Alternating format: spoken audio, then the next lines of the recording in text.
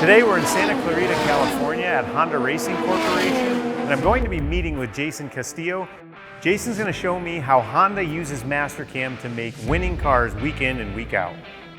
Hey Jason. Hey, how's it going, Jesse? Good. So HRC. Yep.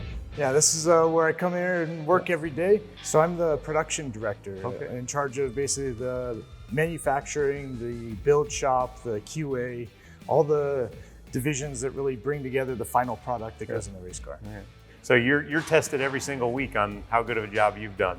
For sure, yeah. If we make a mistake, it's visible Saturday during the race, and we've got to come back and fix it the following week. Could you tell us a little bit about the circuit that you guys run on? Currently, we race in both Indy car and IMSA sports car, along with we have a couple off-road projects. We've got a pilot that races in Baja and some smaller grassroots series that we are involved in.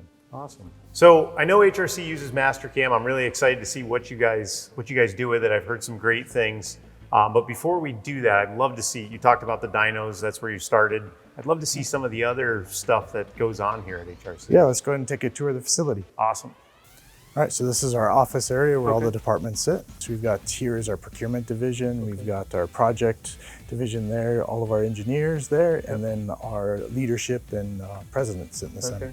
Looks like you've got some small models up there. Yeah, those are years past scale wind tunnel models that are now decorations for us. Yeah. Looks like we're looking at some motors down here. Yeah, so down below us is our assembly shop where we build all of the engines that HRC races within the North America. So we've got multiple engines being built, but we've got Indy car sections, sports car sections. They're all currently based on a V6 twin turbo configuration. I guess there's probably some talent down here who knows how to put an engine together. For sure. There's hundreds of years of experience. Some, single associates have 50 plus years building race engines. Wow. We're organized really into a bottom end build facility, and then all the sub assemblies get built. So we build all the, individual components, and then it goes together as a full final. So final assembly happens in here too? Yep, final assembly, and then once they're done, they go to our dyno facility where every single engine before it goes out the door runs across that dyno. I'd love to see that. Let's go ahead and take a look. So what are we looking at here? So this is our dyno facility where we have 5 fired test cells. One of them is dedicated to single cylinder combustion research. The rest are full engine, and then one of those is actually a full drivetrain. So you have the transmission, differential, everything to the half shafts of the car. So on this test cell here, we're changing over engines, but that one there, we're currently running calibration testing for Indy. So actually Indy racing this year, the Indy 500, they're working on the calibration for that. So how long do one of these engines have to last?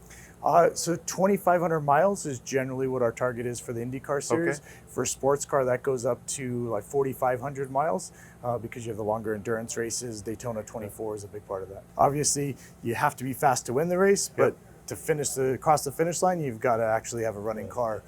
So it's a dichotomy between those two groups, really pushing the two, but everybody's working together to make sure we achieve the target. Well, if you guys have a failure in here, because you're all contained in this facility, you can figure that out. You get the engineering heads on it, come up with a solution, and then you're machining a part a few days later and turning that around for the next weekend? Oh yeah, there's times when it's a one-day turnaround. Literally, we'll blow something up on the dyno or have an issue on the dyno. We'll walk right over to the manufacturing facility, say, hey, we need to change this on the component. They change the program, run it, and the next day we're running that new part. Wow. Can we get in one of these? Yeah, we can go ahead and take a look inside. Yeah. Cool. Yep. All right, so this is one of our full engine test cells. We're currently running an IndyCar engine. So we manage the temperature of the engine to whatever we need to. We can mimic ambient conditions. So if it's a rainy, humid day, we can mimic that with a whole intake system. Can you run this engine through a full race on this dyno? 100%. And match all the conditions, the shifting, everything with the transmission? Correct. That's a big part of how we run our durability. Is we'll actually look for the prior season. We'll take all the different lap profiles that we see because you get differences in drivers, right, of how they drive the car. We create a lap that represents the breadth of all the drivers that we have and the tracks that we have, and we'll replay that lap, and the engine will go through an entire race, stopping and relaunching the car. All of that gets reproduced on the test. Will you ever find, will you ever get to a point where you're seeing too much durability where you know you're leaving performance on the table? 100%. We're always looking for where does it fail, and if we have too much durability, that means you can take mass out of the component. You can look at different ways to optimize it for performance. So it takes a whole group within HRC to manage the test cell. So just like we develop the engine for the peak performance, the test cell itself has to match that, right? So every time we push the engine to more power, more heat rejection, all of those things, we have to develop the test cell as well. So we're always doing how accurately can we measure torque, how accurately can we measure airflow, all those things are pushing the limit. Yeah. And you can see this is the actual car up to this section, yep. And then how we manage the airflow going into it has to replicate what actually happens on track. Unbelievable.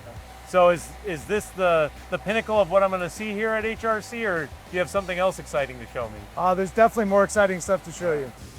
Hey Kyle. Hi, how's it going? Good, how are you? I am excellent. Got some 5-axis motion going on over there. Yes, I do. Nice. We're doing some interesting milling on this machine. Yeah. So Integrex i200, this is obviously a multitasking machine. You've got turning capability, milling capability. Using Mastercam mill turn for this? Of course. Yeah. So you're doing a part transfer here? You're doing this one and done? Yeah, this is like fixtured on the sub spindle, so there's like a pass off with a like kind of a manual MO transfer. So you're actually bolting it onto the Yeah, sub that's spindle. right. Yeah. Nice. So with that complex geometry, what kind of toolpaths are you driving this with? Are you using like a Port Expert or a unified toolpath? Yeah, it's a good question. Yeah, so a lot of it is programmed with unified. I would say most of it we're using like kind of between unified guide and morph to kind of get all the way down the blades from one side. Kind of helps everything match up nice. Yeah. Yep. Excellent. Yeah, we usually start and try to turn away as much as possible. So of course this kind of is past the turning already. Mill turn allows you to manage that stock from the turning side of things all the way through milling. You're simulating the whole thing. So by the time you get out here, you're ready to post and run this thing. Yeah, we can get on the machine with a lot of confidence, which is great because that's kind of the name of the game. So I see you running unified over here on the mill turn, but I see some Makino 5-axis over there, and I'm guessing you've got some cool parts there as well. Of course. Can you show them to me? Sure. All right, let's check them out. All right, Makino DA300. What are you guys making over here? Here we're making water pump impellers. All right, so this is the stock here. So you're doing the impeller up on the top of this? Yeah, that's right. Yeah, we turn this shape to hold the tolerance that must be held from this kind of shape to the back face. Okay. And then we load it up in a fixture here and machine the fins. So you guys aren't buying even water pump impellers off the shelf. No You're way. making everything. Walking through the dyno area, I mean, all the test rigs that are in there to get down to that level where you're optimizing a water pump impeller, just really amazing. Yep. So what kind of toolpaths are you running on this thing? So this one uses a lot of swarf. Swarf is kind of friendly to the blade geometry, and then we got a combination of a couple different tool paths to finish the floor. Yeah, and having a full 5-axis machine really makes parts like this doable. Hell yeah. So do you guys, for verification to make sure you don't have any collisions, are you using Mastercam simulation? Are you using any other verification software? Yeah, we are. We also use Vericut. Nice. On more simple parts like this, it's maybe not required as much, but on the swirl vane even we use Vericut just as a way of checking not only our NCI but our NC itself. Right. So if you're doing a full engine block, like you guys are machining billet engine blocks, you're not going to run that without first running it through some G-code verification. Yeah, absolutely. Yeah. Vericut is required for that project for sure. Okay. Well, I also see you've got some regular lathes in here too. Can we go see some of the parts over there? Sure. All right, let's check it out. So what are you making over here, Kyle? So these are what we call butterfly valves. They're a little throttle valve. Yep. And kind of unique. You're in front of a single turret lathe here. Why'd you pick this machine to run that part? It doesn't necessarily look like a lathe part to me. Yeah, so it has a lot to do with tolerance. This machine we know we can rely on to make a tight turn form, and it kind of makes this shape that you see here. And then we mill this out with VDI holders. Okay. You've got the i200. You're doing full mill turn on. The Makino DA300. You're doing full 5-axis, and now you're doing not a simple lathe part, but a simple lathe that you're supporting with Mastercam. So you guys are really doing a lot with it all.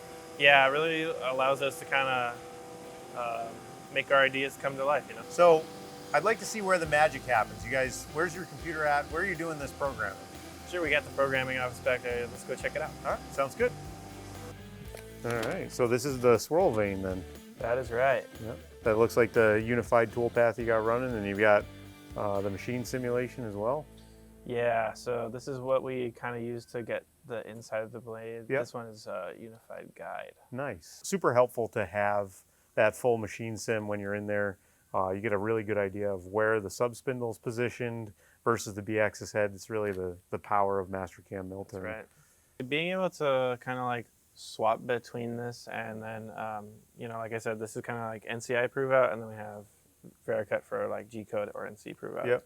So being able to kind of use both really makes us confident when we get to control. Yeah. And then having that mill turn machine, like you guys, you know, we saw you had that bolt-on fixture on the backside, but the machine comes, lines up, you bolt it on. Do you feel like, I mean, are you getting a good matchup from side to side on there? Yeah, it's really like all about how you fixture and how you and what toolpaths you pick, right? Yeah.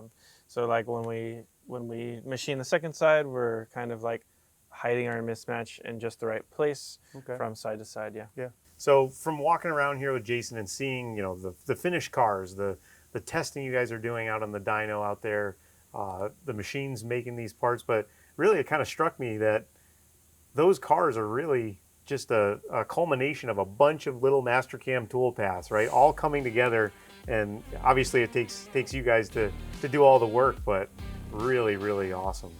Yeah, I agree. It keeps our workflow dynamic for sure to have an opportunity to use you know, Mastercam in so many different ways. Yeah. Well, I really appreciate your time today. It's just a phenomenal place, and you guys do a great job. Thank you, sir. Nice Thanks, to meet Kyle. you.